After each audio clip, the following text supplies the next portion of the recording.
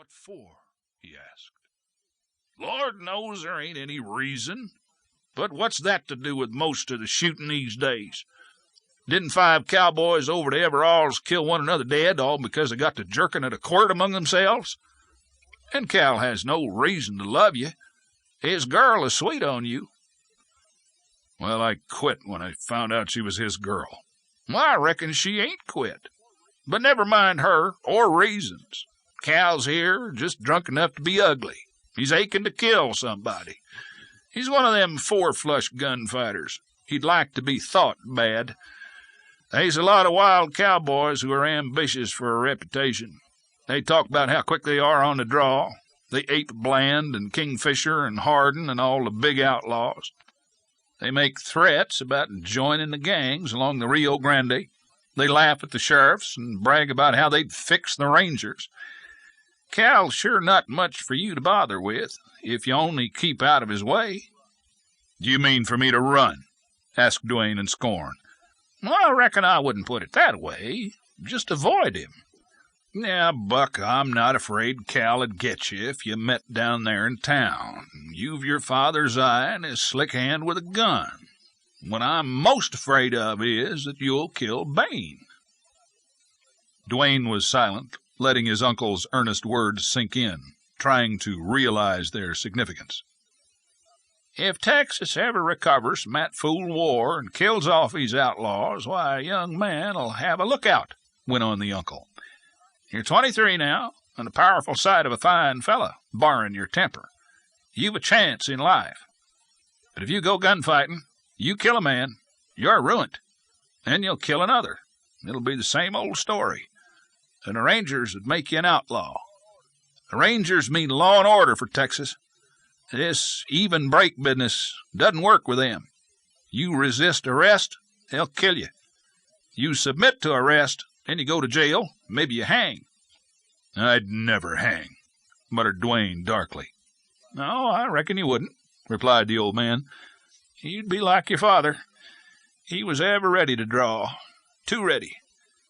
Times like these, with the Texas Rangers enforcing the law, your dad would have been driven to the river. And, son, I'm afraid you're a chip off the old block. Can't you hold in, keep your temper, run away from trouble? 'Cause it'll only result in you getting the worst of it in the end. Your father was killed in a street fight, and it was told of him that he shot twice after a bullet had passed through his heart. Now think of the terrible nature of a man to be able to do that. If you have any such blood in you, never give it a chance."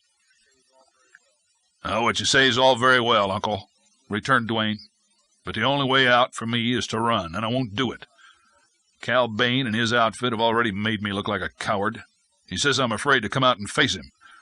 A man simply can't stand that in this country. Besides, Cal would shoot me in the back some day if I didn't face him." "Well, then, what are you going to do?" inquired the elder man. "I haven't decided yet." "No, but you're coming to it mighty fast. That damned spell is working in you. You're different today. I remember how you used to be moody and lose your temper and talk wild. Never was much afraid of you then. But now you're getting cool and quiet, and you think deep, and I don't like the light in your eye.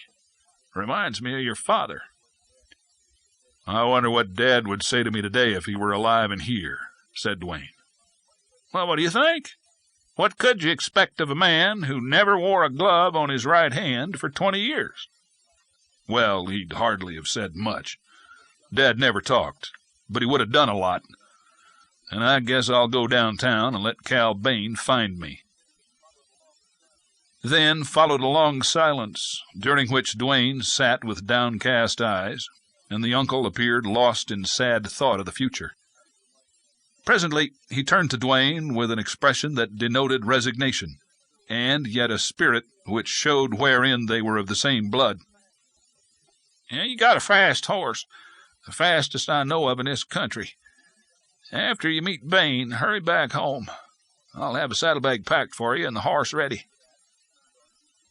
With that he turned on his heel and went into the house, leaving Duane to revolve in his mind his singular speech.